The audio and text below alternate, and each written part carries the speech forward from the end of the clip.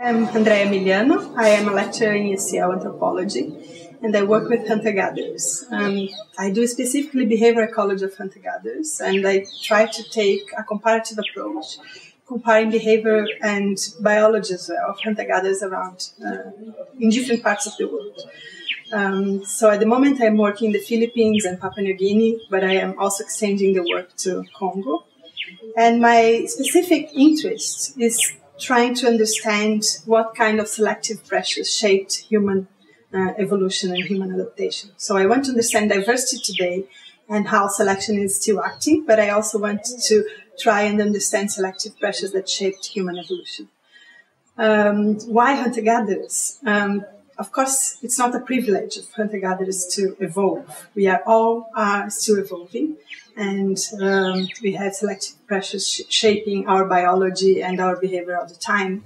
The thing about hunter-gatherers is that they live in environments that perhaps represent similar environments that we had in the past. And for me, that's the important thing. There's a lot of diversity in the environment and the way they adapt, but there are also lots of similarities. For instance, after agriculture, we started buffering our environment through accumulating resources and having lots of food and producing food. So this has changed the kind of, not the selective pressures, but the traits that are under selection. With hunter-gatherers, they don't have the same stability, so they have to buffer selective pressures in other ways, other cultural and biological ways. So we know, for instance, that cooperation is likely to be very important, because you need to acquire resources collectively, and especially because it's unpredictable. If we extend that for our life history, for human life history in general, not only hunter-gatherers, we have a very particular life history schedule. We have a particular time for devoted to growth, reproduction, and then aging is also quite special in humans. Of course, each species adapts their life history to the environment that they live, but humans have especially adapted life history to sociality and cooperation, which is really interesting. Life history across taxa vary in a continuum. So we have from very fast life history animals to very slow life history animals, and all the variations in between.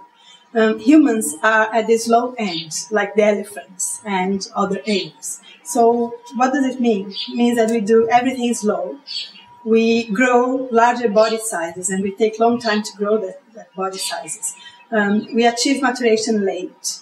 And when we start reproducing, we invest a lot in each baby.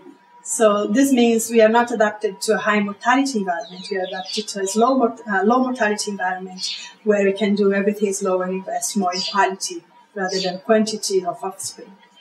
But we have something that is very different from the other slow life history mammals, which is we have lots of babies. Lots of babies should be a strategy of fast life history mammals, not slow life history mammals. So we have this unique strategy where we combine the two traits. And this is only possible because we have provisioning, right? Human babies are very expensive, as in most slow life history animals.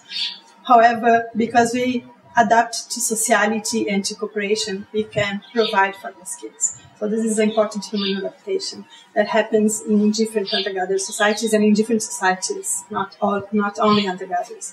So I'm interested in understanding how different hunter-gatherers cooperate and how variable is the strategy of provisioning, and how different hunter-gatherers buffer the environment. And I think this is going to contribute a lot to understand not only the shaping of human variability today, biology and ecology and behavior, but also how we evolved important, unique traits in our during our evolution.